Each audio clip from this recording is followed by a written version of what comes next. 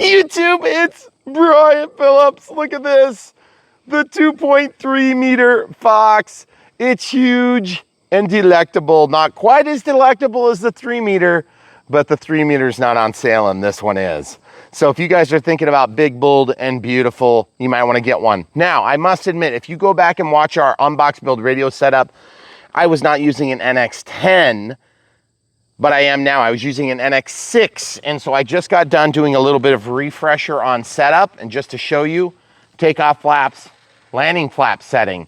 You'll notice there's crow, meaning the ailerons go up, and I haven't lost AS3X. I'll just prove it to you right here because I just gave throttle, and you probably can't hear it, but I can feel it going up and down. Make sure, especially when you reset a new model or an old model into a new transmitter, you need to make sure that all your settings carried over. AS3X and safe sometimes when going from a 6 to an 8, or a 6 to a 10, or a 6 to an IX14, or a 6 to an IX20 or NX20, whatever it is, you gotta make sure you reset your first time setup on some of them. But in my case, yep, everything is working and I'm just feeling it because it's a pretty small amount of movement on a plane that is a sailing ship like this. All right, so also just so you know, I have auto leveling as well. As you can see, the elevator just went crazy. And then even whilst upside down, it's still doing it. Even with crow, it's gonna auto level and try to correct, okay?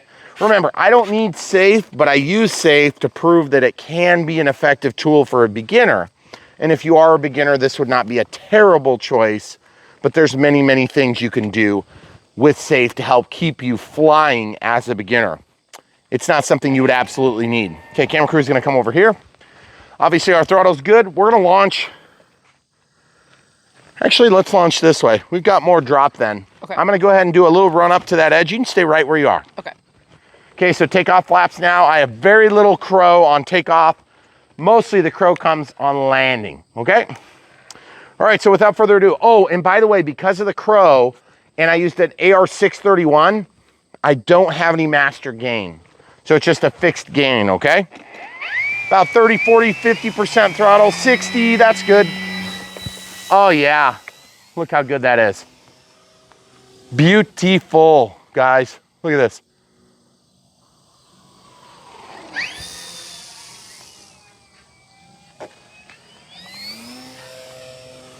Man, that thing feels absolutely solid. Oh God, I love it. Listen to the scream. 3 steps to your left, please. Perfect, right there. In case you guys didn't pick up on that, I know a lot of you guys have watched us fly for a long time here together. I'm always constantly giving my wife these weird, sort of almost grievous sounding instructions. That would be because I just wanted to fly right where she was standing, and she does not always know my route. And so especially when you fly next to me with a Fox, you gotta always be on your toes, guys, because trees jump out from nowhere. Oh, that's a hilarious joke. Well, because I hit this tree last time, right there. I'm sorry, I'm just gonna tempt fate. Oh, geez. Sorry, all you online keyboard warriors. By the way, absolutely delectable flying right now. This thing looks great. And honestly, it's kind of funny because I don't remember it flying this good. I mean, it's like dead calm. And it's like the air density is like 1,000,000 pounds. Yeah, if we could go somewhere hotter and more humid, I would really appreciate it. Landing flaps here. Excuse me, takeoff flaps rather. But guys, one thing that is tough to film for a YouTube channel is when you do sailplanes, you gotta kind of keep them in a little closer. You wouldn't normally fly a sailplane the way I'm flying a sailplane here, because you'd be out a little bit further, you'd be trying to maybe catch wind, especially if you're slope soaring, which honestly is one of my favorite types of flying. If you've never done slope soaring, you haven't lived yet. So you might as well just go find a place, you know, be ready to be chased off by the cops, because if you're in the United States, almost every dam is a perfect place to slope soar as long as it's got some prevailing winds that go against it. And the reason that that works so good, you guys see that nice slip at the end there? That was because I wanted to keep my altitude and I didn't want to gain any airspeed so I could complete my turn. But what I'm saying is the Army Corps of Engineers controls them. And so obviously these evil drones that do nothing but film people changing clothes and stuff and irritate neighbors and they don't do anything positive like help garner the next generation of aircraft flyers, also known as pilots. You know that thing we have a gigantic shortage on, guys? I'm just gonna say right now, if you haven't ever met an aircraft pilot, a full-scale pilot that isn't interested in radio controlled, it's very strange. There's a lot that aren't, but most of the pilots they love the concept at best, and a lot of them grew up flying airplanes. So just remember, anytime somebody tries to demonize flying fixed-wing aircraft, they're demonizing flying to spring break, folks. They're demonizing flying to France with their family. They're demonizing an enjoyable holiday or flying to see their loved ones after they've had a funeral and things like this. So just remember, we need people to be flying. We need people to fly both radio controlled and fixed wing and full scale. All these things work together. It's all in the same echelon of enjoyment and pastime. And guess what happens when somebody does a lot of enjoyment and pastime like this? They get obsessive about aviation. And the next thing you know, you've got a future aviator, folks. And that's what people are missing right now. And I should stop talking about it because it gets me all fired up. And boy, it is a beautiful plane we've got in our hands. Mm-hmm. And by the way, trying to get down low where you guys get a nice contrast of color. And I'll tell you what, this plane is absolutely phenomenal. I don't remember enjoying this plane near as much, folks. I'm just gonna tell you this. It's the diamond in the rough here, because basically what we've got, yes, I know I'm under throttle. Nate, eat your heart out. This is a glider, it's a sailplane, folks. But when you're low and slow, you got to keep in throttle, unless of course you've carried tons and tons and tons and tons and tons and tons and tons of airspeed, which we didn't. Oh, and by the way, if you've never flown a Fox before, the Fox 3 meter is really big out of throttle and really good. But I'm just going to tell you this plane, it's way lighter than the 3 meter, okay? Take off flaps now. Oh, look at that thing regain its composure. I'm wondering if when we did this last, it was like 100 degrees cooler than it is right now. You know what? It may have actually been close to 0. Look at the climb out. Look at that, near unlimited vertical. Just kidding, guys. That's just a hilarious joke. Let's try to do it. Let's do a prop hang. Yes! Just call me two brothers. I'm both of them. Just kidding, guys. Two brothers, eat your heart out. This plane is awesome. I'm sure you've already done it. You put the throws to 190%, replaced all the servos, put a brand new motor in, like a gas-powered motor, because it was underpowered stock. Just kidding, dude. I won't even use any clips from your video today. But folks, this is an awesome plane. If you don't have one yet, you might want to think about it while they're cheap, because why wouldn't you get it on sale if you could? And here's what I'm gonna say. This thing's been sitting in my basement, taunting me, right in a pile of absolutely amazing friends. And when I say friends, I mean other planes similar. And I just want you guys to know, it does sort of hurt my soul when I have a pile of planes that haven't been played with in a while. It makes me think they're neglected. Okay, I'm just gonna try to do a little bit of energy savings here. Let's just see what we can do. I had a 10-minute timer, by the way, 2200 3S. And by the way, weird thing happened while I was starting up my plane. If you guys know what I mean when I say farting, my engine farted on me, which usually means that you're using too large a battery for the power system. And I was like, no, this is definitely a 3S capable plane. It would probably handle a 4S, I'm guessing, because we've done that on many planes from FMS. But at the same time, like, you don't need a gigantic power system on this plane. And you know when that happened, hon? Yeah. It was when I first plugged in a 50C pack. I almost wonder if the ESC was going into overcurrent protection because it was just too juicy for it. Guys, look how amazingly efficient that is. I am riding the elevator just a hair. I could probably use a mechanical trim on the elevator, just everybody so you know, because this thing has, I would say most of the way down, which is kind of a dangerous thing to do on a sailplane. And this is no flaps. We're going to kick in some flaps here as we get closer to our target, planet Earth. Trying to keep the wings nice and level with civilization. Probably going to have to give her some throttle. Okay, a little bit of throttle. That was a pretty good long time. So anyway, getting back to when we started this plane, it was a long time ago, folks. And it was just, it must have been in a really busy time or it was in the middle of winter. And so we're probably, killing ourselves to find footage. Because when you film in the middle of winter, it's definitely not the same as what we do now.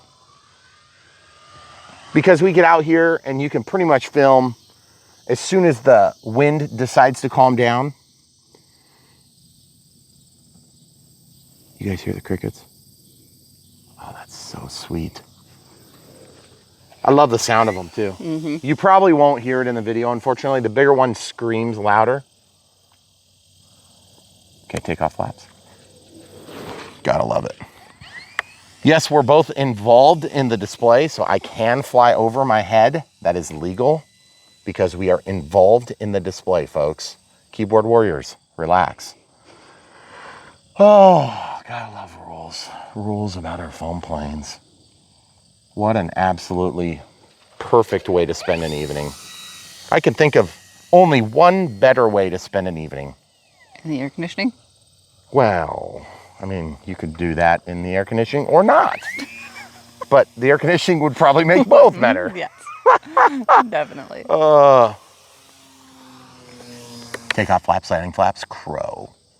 Look at this thing slow down. Look at that thing. See the wind, the wing bend? That's when you know your crow is effective. I'm gonna show you what I'm talking about here because this has kind of a bendy wing. Admittedly, that would be one of the weaknesses of this plane if you're into finding weaknesses, which we try to do on this channel because everything we do is not fastest best. Watch. No crow, take off flaps, full landing flaps, and crow. See how the wing shape changes? That usually means that you're actually impacting change throughout the length of the wing. You'll tend to find that on most of your sailplanes. Now, I kind of like a bendy wing as long as it's not super windy, or if you're doing some really high wind slope soaring, you may not appreciate it as much because your wing will, it'll wiggle. And it makes your AS3X and safe less effective. Oh, by the way, let's show you safe here. Okay, I'm out of safe right now. Now I'm in safe. Beautiful. Okay, out of safe. You guys see it jank? Oh, by the way, look at all the dragonflies. That's so cool. There they are. Let's go visit them. Hi, dragonflies. Welcome to our yard.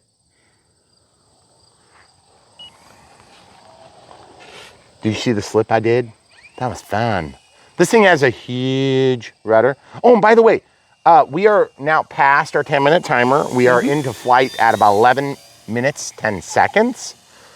There's no reason why if you're out here thermal shopping that you couldn't fly this plane for an hour or more if you actually do get into thermals and you don't fly like I do.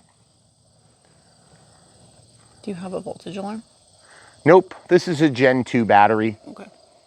Now, if you wanted to add an avian, you could actually pull. The funny thing is, this particular Predator ESC has the yellow wire, so I think it technically has thrust reverse, but why would you use thrust reverse on a hand-launched glider? It might be kind of fun, but it's not gonna really do you much good. The thing I would like is if I would have done an AR-637, I probably could have, I'm gonna put the flaps on now.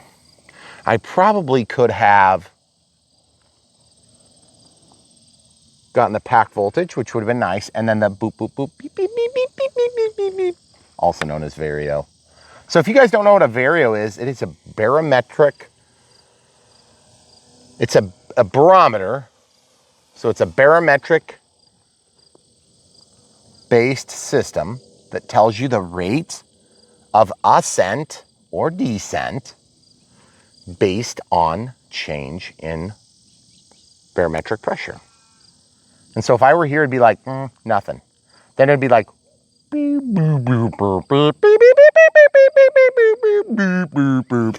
like that. See, you don't need a Vario. That's right. So we have you. I'd just be like,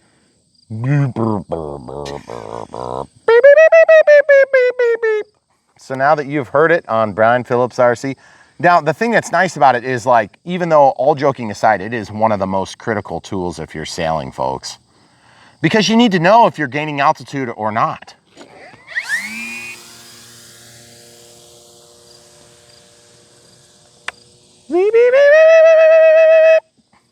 Just kidding.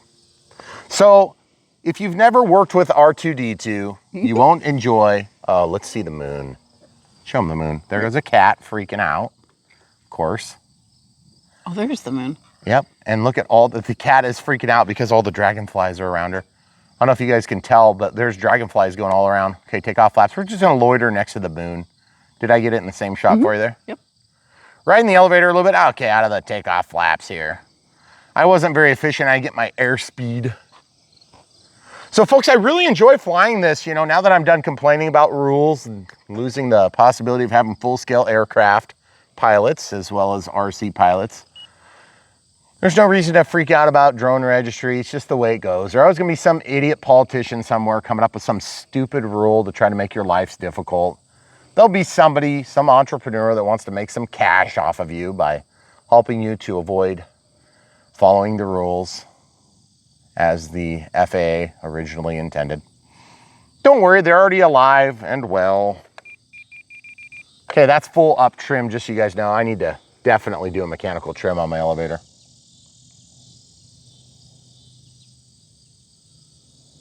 Oh, and then the other thing I meant to say is I'm sure there'll be about like 50 of you that are like, hey, why did you do such a boring flight? Well, I don't know. There'll be like 1,000 that'll be like, hey, you used too much throttle, Brian.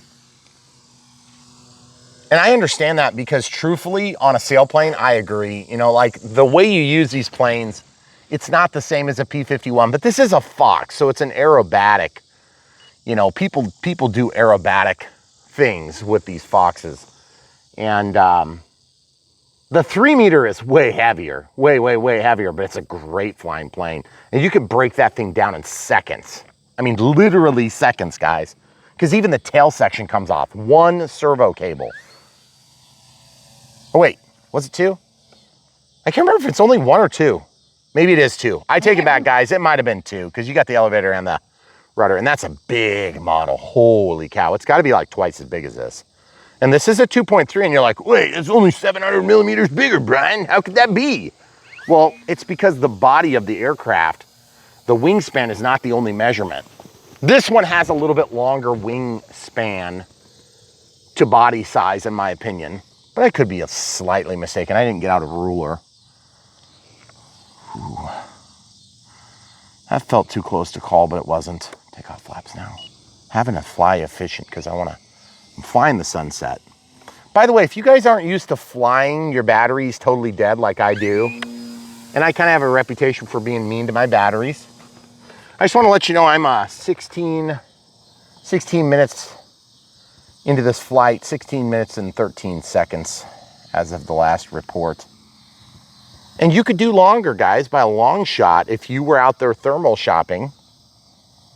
But if you want to talk about how to make a boring video on RC, it would be watching somebody thermal. Now, I'm not going to say that it's boring to thermal. It is absolutely one of the most joyous experiences you can have. Not as good as slope soaring, in my opinion.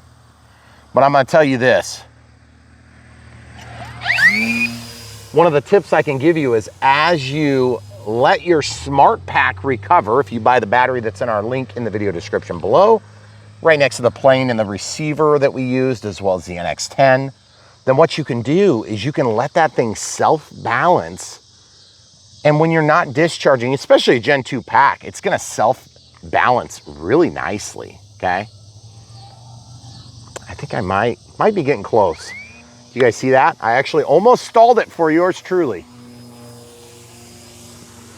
But it's like, no, it's just the gift that keeps on giving, guys.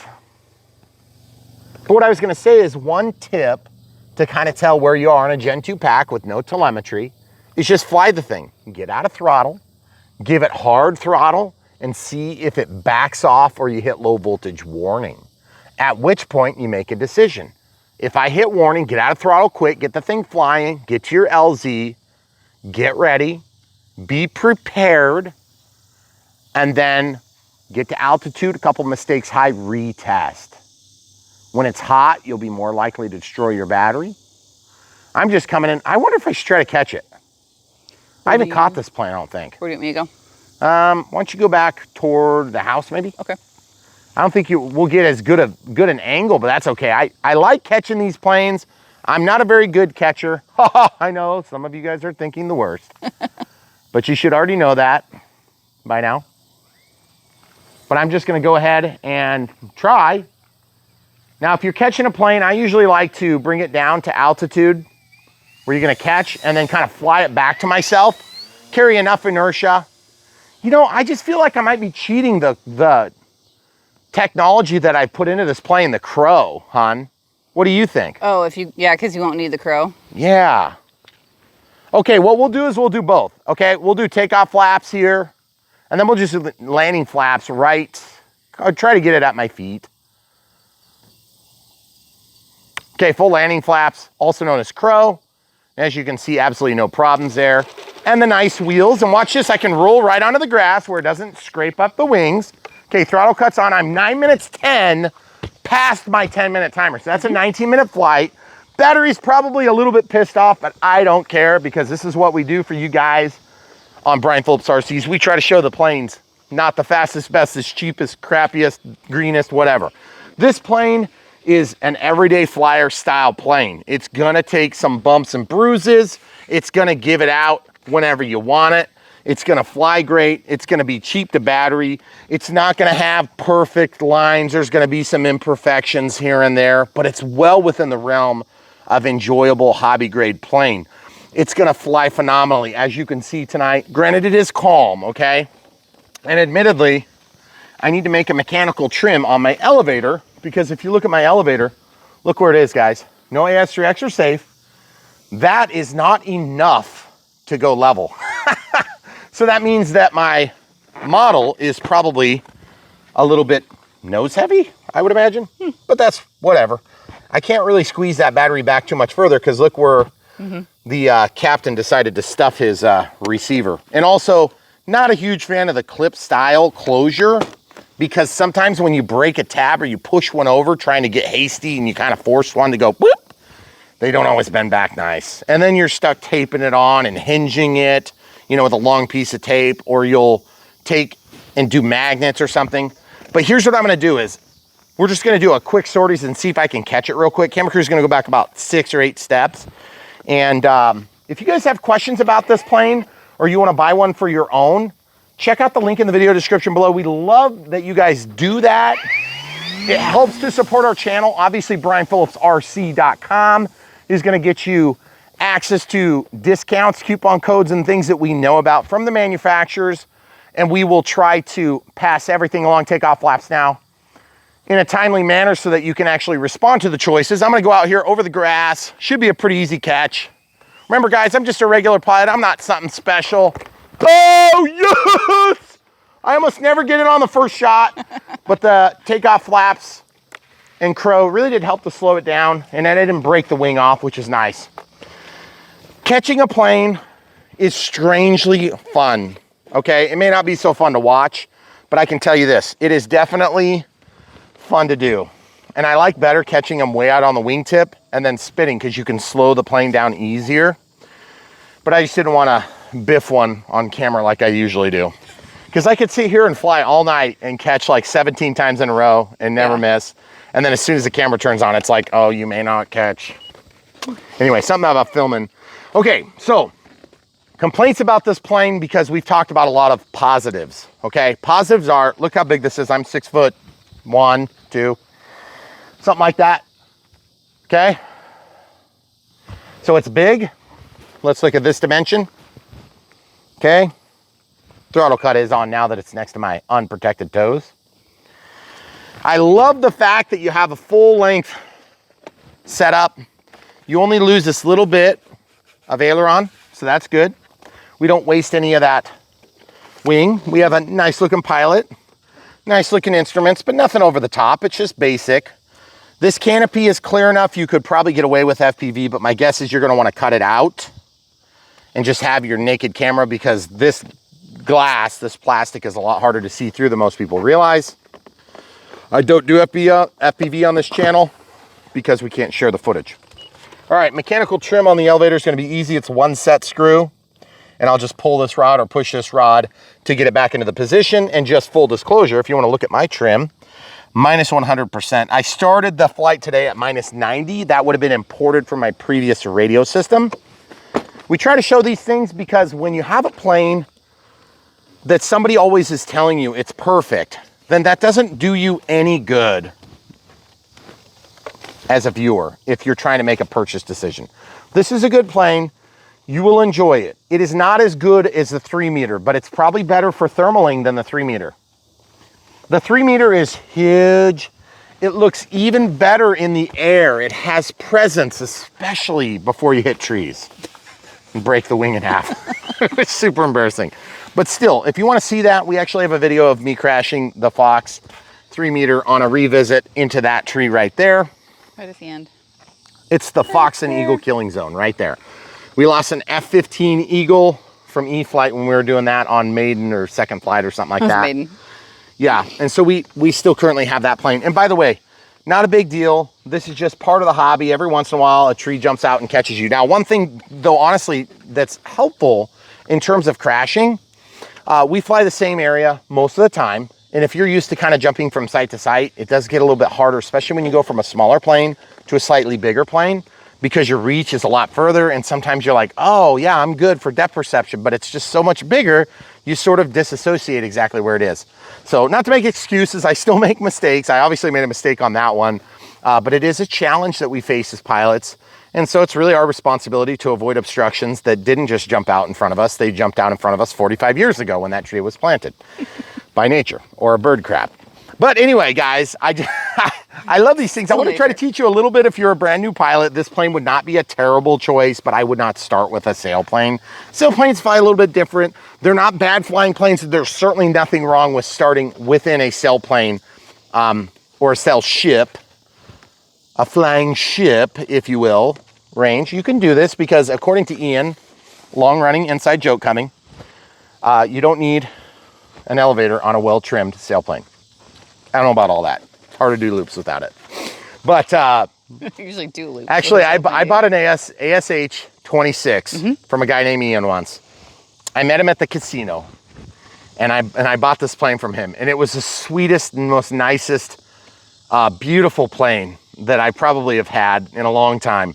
It's not my nicest plane in general, but it's probably one of the nicest planes I've ever had because it's carbon fiber body, or no, that one's composite. It's composite. It's composite, but man, it is gorgeous. Really And nice. it's got a balsa wood built up wing with foam core, and it is absolutely beautiful. And he wanted so badly to keep this plane, so I felt like I was stealing his first child by buying it. And anyway, he's probably one of the best pilots I know, and I was giving crap over the course of the years. I don't even know if he exists anymore. All I know is that plane is awesome. So, but the thing is, this plane probably flies close to as good, but that one's gonna scream louder. It's gonna last a lot longer because foam does have a shelf life, meaning every time you bump into the door frame or you load it in and out of the car or whatever, you have a rough landing, you're gonna tend to get dings and stuff like that. But the cool thing about foam is that you tie so much less time in getting it started that you have more time to enjoy it. And if you're anything like me, you want to get out and fly ASAP. That's why you watch Brian Phillips RC videos that are 3 hours long. Yeah. So anyway, guys, the Fox, if you've watched the Unbox Build radio setup, keep in mind, I set it up on the NX6, which means I didn't have as many channels. I didn't have that knob doohickey right there. That knob doohickey is not being used because of the Crow. I set up flaperons and mixing to get that to work, but I also then had to change my A switch to activate and control auxiliary 3, which then I use to activate safe and AS3X. So as you can see, I'll flip this thing upside down and go from AS3X to safe. Okay, so so safe is working and not working because I just turned it off. In order to do that, I gave up my master gain so I could show that safe does work. I don't need safe on this plane. I probably should have just had master gains, but I gotta say, 1X is what I'm using. And I can show you my fixed settings real quick. Camera crew's gonna hold that. I'll try not to make it so it's hard to focus. Okay, I'm gonna clear my timer. Forward programming. I'm just gonna show you what I did. Takes a second to connect. Gyro settings. AS3X settings. By the way, you know how you can set up your level position of the plane when you're doing your first time setup on safe? If you go down to system setup, it's down under, I think it's under utilities. Nope. It's under safe panic mode. There you go. There it is, attitude trim. That's where you can relearn level model and relearn. Look at that, -9 and 2. That's where I stuck my receiver in that hole, which we showed a minute ago, okay? So obviously there's like a disparity in the angle of that, okay? Now walking out, I wanna show you one thing in AS3X settings because it felt delectable tonight. Here's my gains. Okay, 40, 50, 60, so dead stock. Stock, no change, guys. And I'm at 1X, okay? Fixed adjustable. In this case, I believe I have them set as fixed because there is, nope, it's set to adjustable, but there's no way to adjust them, okay? Now, the reason there's no way to adjust them is because this axis of control does not exist. It's been reassigned to this control axis. Now, one thing too that I did that I didn't have before, Safe mode. AS3. I set up the label and I set up the audio response for those two, which is really nice. And I just do that within system setup. And usually on an unbox build radio setup, you can just follow right along. But because we changed things, I want to kind of take a second to show you this. Okay, so then if you scroll down to, first of all, channel assign, you can see aux3 was reassigned to A, and then gear was inhibited. The NAs happen when the wing type takes a channel and rips it from your grips. Inhibit just means that the association of the switch has been then deassociated from the activity that would otherwise be defaulted, okay? So then if you go to next, aux3 still speaks for aux3, gear still speaks for gear, okay? And aux2 still speaks for aux2. So if that makes sense, now the one other thing I was gonna show you is to rename, whoops, sorry. To rename, so going back to system setup, disconnect RF, flight mode setup, I use switch A, okay, on flight mode 1, and then I went to spoken flight mode, which you guys have seen me scroll these in a million times. AS3X mode. Safe mode. This is the part that displays on your screen while you're flying, and this is the part that's spoken, okay? Remember, those are just labels, not to be confused. Out of safe now. That's why I was dancing. Yeah. Those are not to be confused with actually turning safe on and off. We evidently have a cat attack coming. So then one other thing too, is when you go into flap system, you'll see the way I set this up. You guys see how right aileron, left aileron, they both move. And then aux2.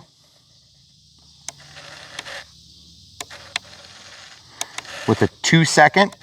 Whoa, it says 1 and then 2. You guys see that? Mm-hmm. That's weird. I wonder why. Oh, it says independent. Nope. Nope. Do that? Linked. I don't know.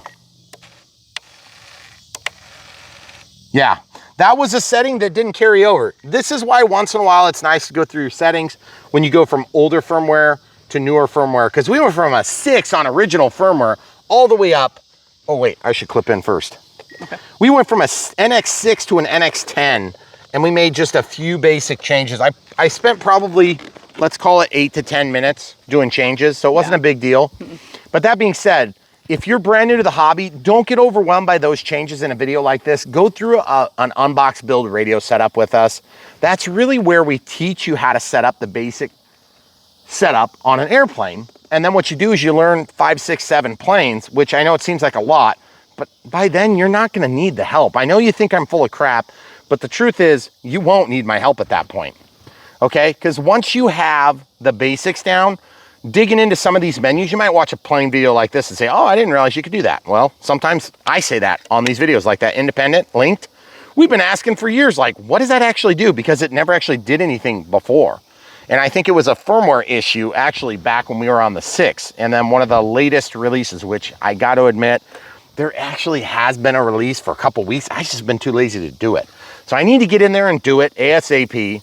But for now, I've got what I got and it's been working good. And I sort of hate to change it if I don't have a problem with it, because guess what happens when you change firmware and you don't have a problem with it? I usually kind of let everybody else jump in front of the flying bullets before I change my firmware. It's kind of like getting Windows 11.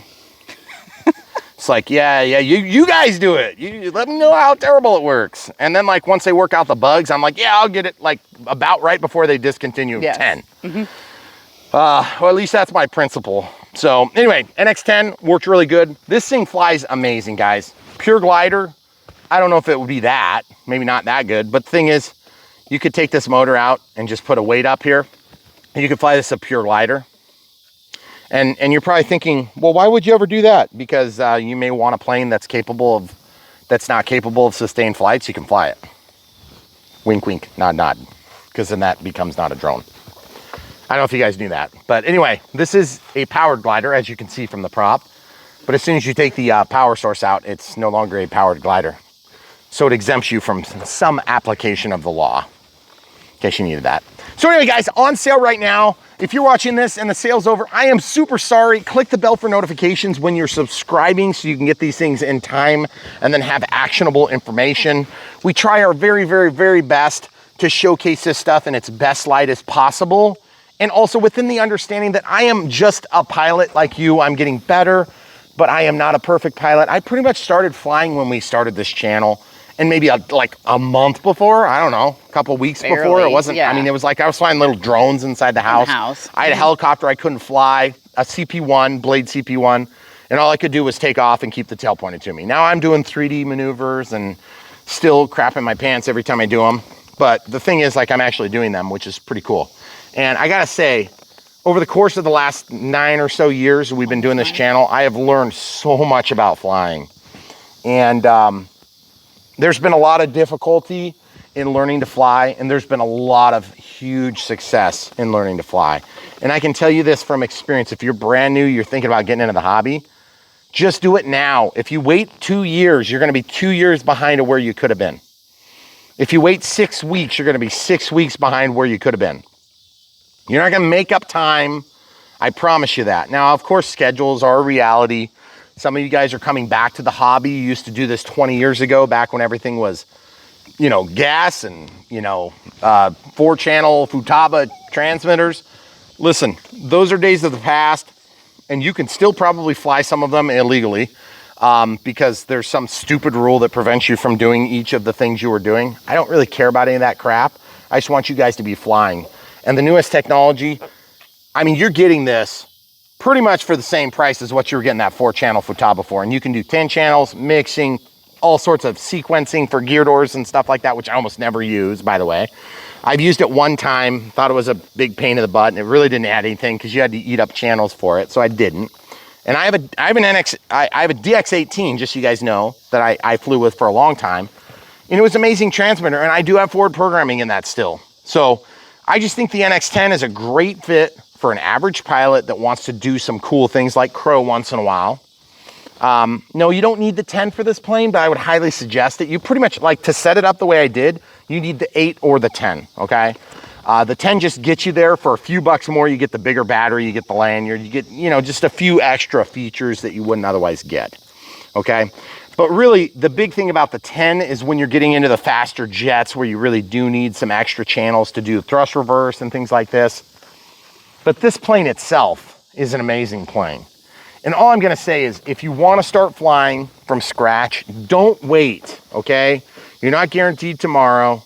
Just do it as soon as you can. This is not a huge, big financial commitment when you fly a plane like this.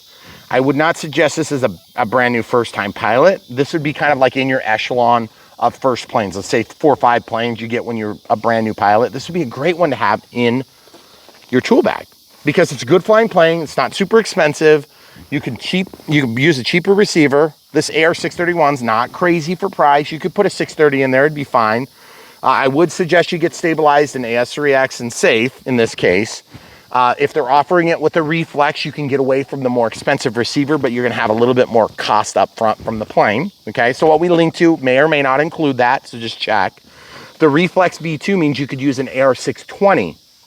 AR620 is gonna depend on the reflex for stabilization. So you're not gonna be able to set up that crow, okay? That's crow where the ailerons go up, okay? And act as aileron still. That's called a spoileron, okay? And then the inboard flaps continue to go down, okay? So that's called crow, okay? Now, that being said, if you don't care about all that stuff and you're a skilled pilot, and by the way, when you get a longer wingspan, if you're flying in cold weather like this, the stabilizer is less necessary. But especially coming from a brand new perspective, like I'm brand new to the flying community, I don't know what I'm doing, the best thing you can do is get all the flight aids you can get. And then when you're done using them, you just literally turn them off. It's literally that simple, okay? So if you're returning to the flight community, you've been out for a while and you want something that's big, relatively inexpensive, easy to get you back in the air, wet your whistle, this would not be a bad call, okay? So the other 3 planes that are on sale right now, the Pilatus, amazing plane, really good plane, takes a lot more skill to fly than this, but it's still an easy to fly plane, relatively easy to fly, okay? The other plane that's for sale right now, that's on sale right now, I should say, is the 80mm Rafale, okay? And then the other plane, is there a fourth? The Flash. The Flash, which is a crazy plane. So if you're a brand new pilot, don't get that. That's just a hand chopper if you're a brand new pilot. If you're a skilled pilot with some experience, yeah, no problem. It flies great. It's just extremely fast, like 100+ mile an hour, easily, all the time. All the time. And if you're flying less than that, you're pretty much falling out of the sky. So absolutely amazing plane, really good beginner echelon plane if you like, or really good experienced slope soaring or thermal ship. You guys will love it. I promise you will. And you might as well get them while they're on sale if you're gonna get them anyway. So the thing that kind of does scare me a little bit about this, and of course they're not telling us to say this at FMS, but I'm thinking it for you guys.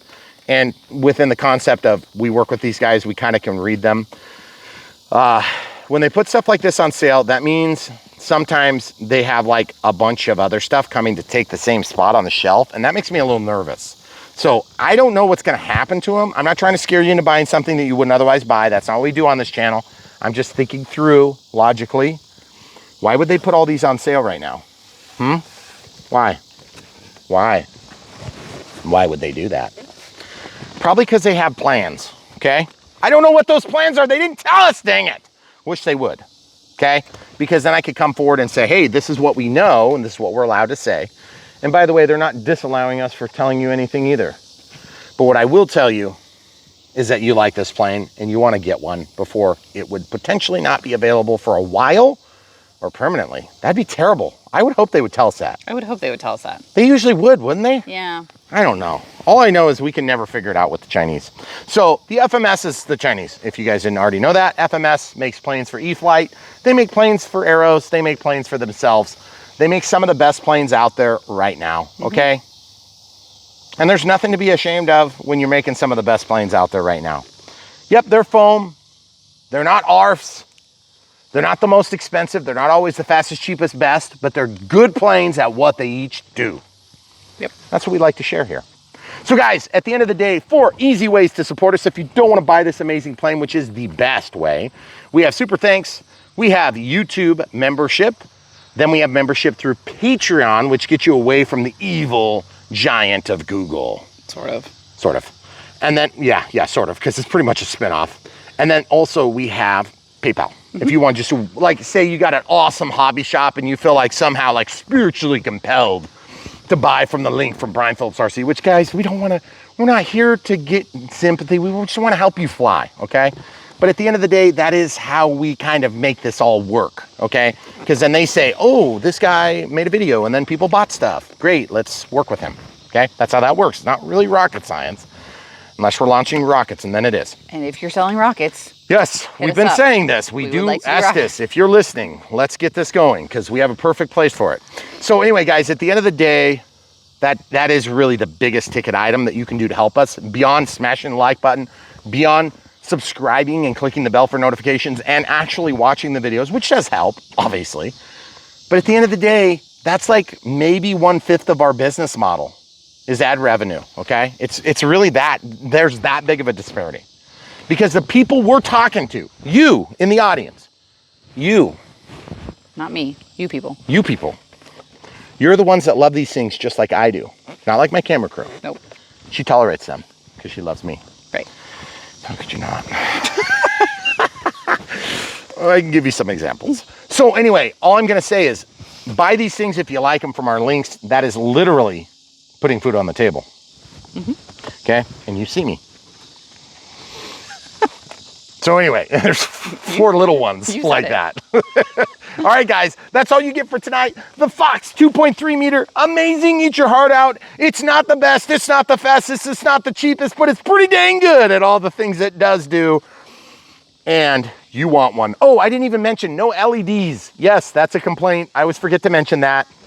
But the truth is, adding LEDs to this plane would be easy.